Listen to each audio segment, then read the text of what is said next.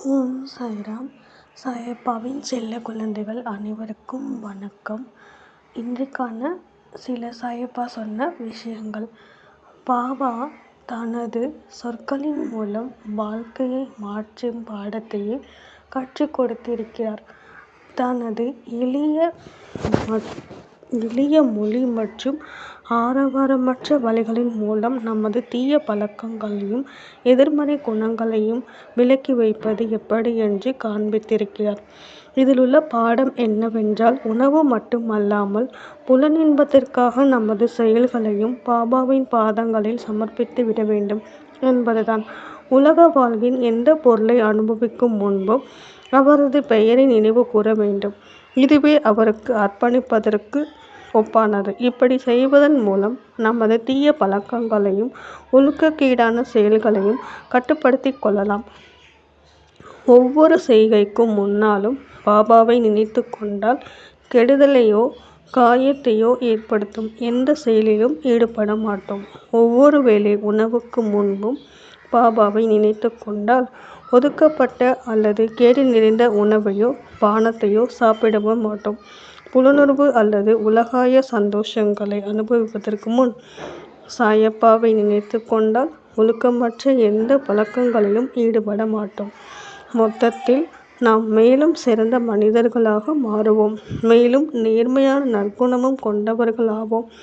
ஏனெனில் கெட்டது அல்லது ஏற்க முடியாதது எதை பாபாவுக்கு சமர்ப்பித்தாலும் நிச்சயமாக அவருக்கு முன் தலை குனிவோம், வெட்கப்படுவோம். அவரது குழந்தைகளான நாம் நம்மை மேம்படுத்தி கொண்டால் தர்ம சங்கடத்துடன் நாமும் கண்களை விடுத்து அன்புடன் அவரது கண்களை நேருக்கு நேர் சந்திப்பது சாத்தியமாகும். நாமே உணவு சமைத்து தாயன்புடன் அவருக்கு படைப்பது பாபாவுக்கு மிகவும் பிடிக்கும். அவரிடமிருந்து நாம் கேட்பதைப் போலே அவரும் நமது கவனத்திற்காகவும் அக்கறைக்காகவும் ஏங்குகிறார். நாம் உண்பதற்கு முன் எப்போதும் பாபாவுக்கு படைக்கும் பக்தர்களுக்காக தனது இதயத்தில் ஒரு தனி அறையையும் சொர்க்கத்தில் ஒரு சிறப்பான இடத்தையும் அவர் வைத்திருக்கிறார். அவர்களது பக்தியை மனமுவந்து ஏற்றுக்கொண்டு பெரும் பேரானந்தத்தை அருள்கிறார். அதாவது நாம் எந்த விஷயம் செஞ்சாலும் சரி, நம்ம சாப்பிட்டாலும் சரி, இல்லை எந்த ஒரு வேலையை செய்யணுன்னாலும் சரி, அதை எல்லாத்தையும் நம்ம சாயப்பா கிட்ட சொல்லிட்டு தான் செய்யணும். சாயப்பா சாப்பிடுவதற்கு முன்னாடி நீங்களும் சாப்பிடுங்கன்னு சொல்லணும். அப்புறம் நாங்கள் இந்த இடத்துக்கு போகிறோம், நீங்களும் கூடவே வாங்க சாயப்பா அப்படின்னு சொல்லிட்டு போகும்போது நம்ம போகிற இலக்கு எதுவாக இருந்தாலும் சரி, அதை வெற்றிகரமாக அமைச்சு தருவார்.